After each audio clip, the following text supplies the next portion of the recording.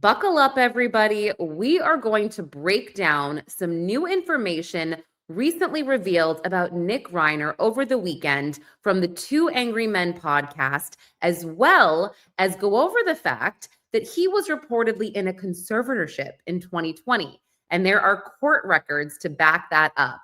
Now, the Two Angry Men podcast revealed, based on TMZ's own investigation, that Nick Reiner may possibly have been on meth the night that he allegedly killed both of his parents, Rob and Michelle Reiner. This is crazy. So TMZ had one of their reporters, and man, I wish it was me. I love doing man on the street interviews. I really just, I love getting on the ground. I think I've probably said this to you guys before, but they had a reporter go to Exposition Park, which is kind of nearby the USC campus. And this is where Nick was actually arrested the night of the killings. Their reporter went there, talked to some people who, look, if you want to take this guy's word for it, you can. This is just part of the whole story. But this one guy takes a look at Nick Reiner's photo from the reporter and says, oh yeah, I think I've seen him here. And again, take that for what you will, but Nick Reiner was at Exposition Park, and Exposition Park is known for buying drugs. It's where people go to buy drugs. This guy in the video, he even said it. He knew a lot about this place. And also, Dr. Drew had commented on Nick Reiner being at Exposition Park before. And he said, look, if that's where he was when he was arrested, there's a really good chance that he's been there before, and he's coming back because he's out of whatever he bought previously, which I thought was a really good point.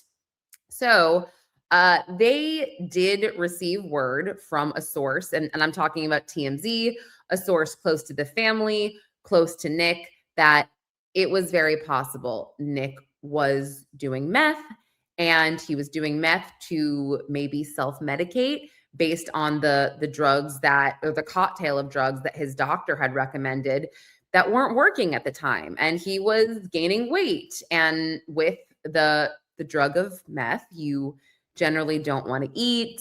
And so there is a possibility that he was self-medicating. Also, I have to think, I mean, this is absolutely horrible, but because, and Mark and Harvey discussed this, because the actual killings were allegedly so gruesome. And I mean, Mark says he spoke to someone at the medical examiner's office who actually says these are bad. I'm just thinking what one would do if you already have mental health issues and then you couple that by being high on meth, possibly. I mean, and this might be too far, but I don't know. Like, I'm not even trying to be naive, but how bad could he have butchered them? I cannot imagine, especially if you add a crazy drug like that to the mix. Now, what I thought was interesting in the Two Angry Men podcast is Harvey and Mark bring up, well, what happens to your insanity defense if you are reportedly on drugs? So I have what Mark said right here. I'm going to play it so you guys can take a listen and form your own thoughts. Sent him into a spiral. But if you add on to that he then started using meth, what does that do to the NGI defense? Well, it's interesting because the way procedurally they would enter a plea, presumably, if they get past the competency issue, both not guilty Right. by reason of insanity, they do the bifurcated proceedings. But what it does is it's almost a law school or bar exam question, because the voluntary use of drugs will only get you so far. You voluntarily ingest. That doesn't give you a free pass. It's like a drunk driver. You can't say, well, I was drunk and that's why I crashed. Right. That doesn't negate the appropriate mens rea or the mental state. However, Right. in this case, what makes it so nuanced and legally complex, if you will, is what came first? Was it the change of drugs? Was the prescription medication, the change or the tinkering with the medication, did that cause him to then, in reaction to that, try to self-medicate?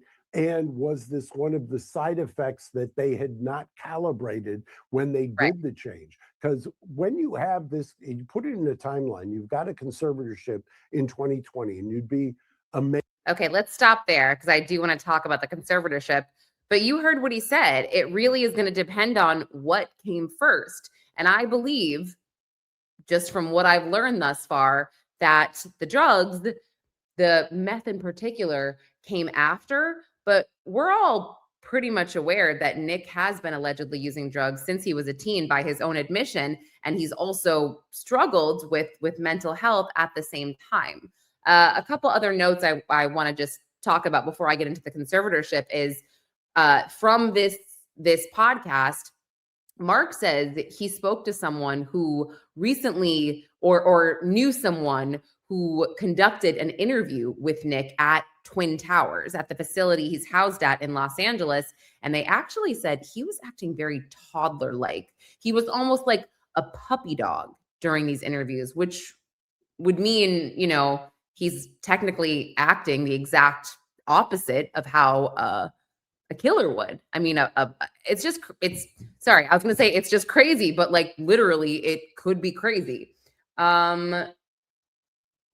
Also, Harvey he kind of expresses some shock that a doctor never held Nick while they were trying to figure out his meds, knowing that he possibly tinkered with drugs. And obviously it's hard to determine what the doctors knew.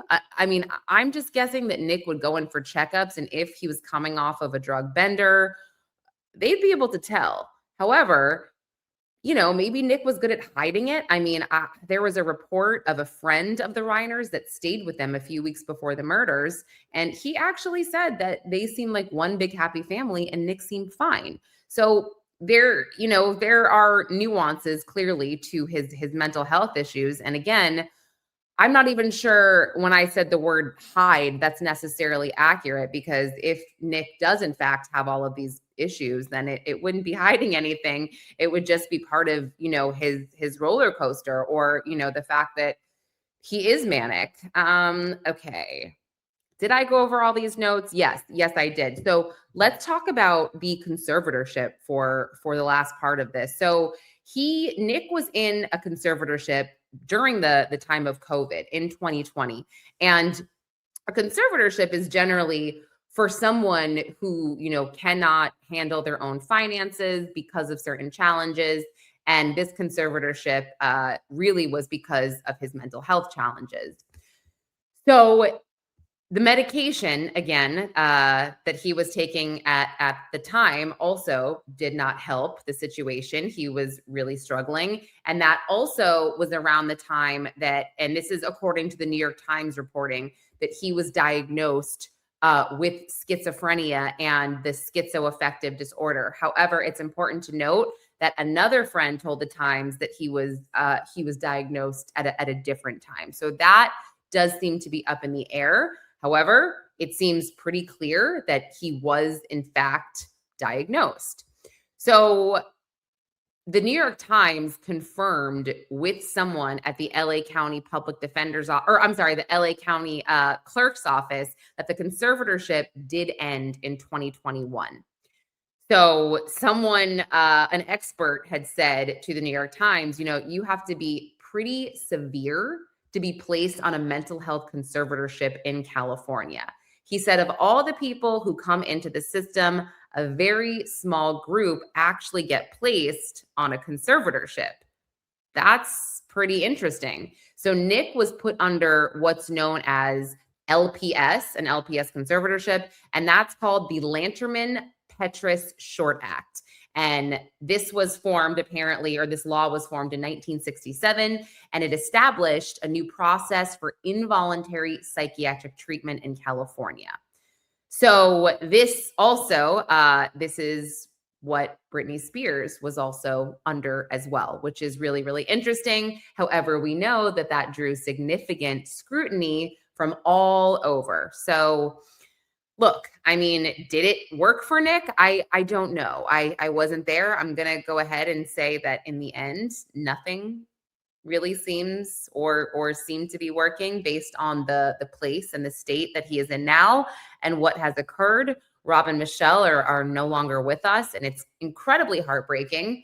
And then the last thing I want to talk about is there was some just very, very brief speculation where Mark indicated that Alan Jackson had left the case because possibly the family, their support was maybe waning for Nick. And he didn't say this, but maybe they saw, again, the money, how much it would cost, and they were just very upset.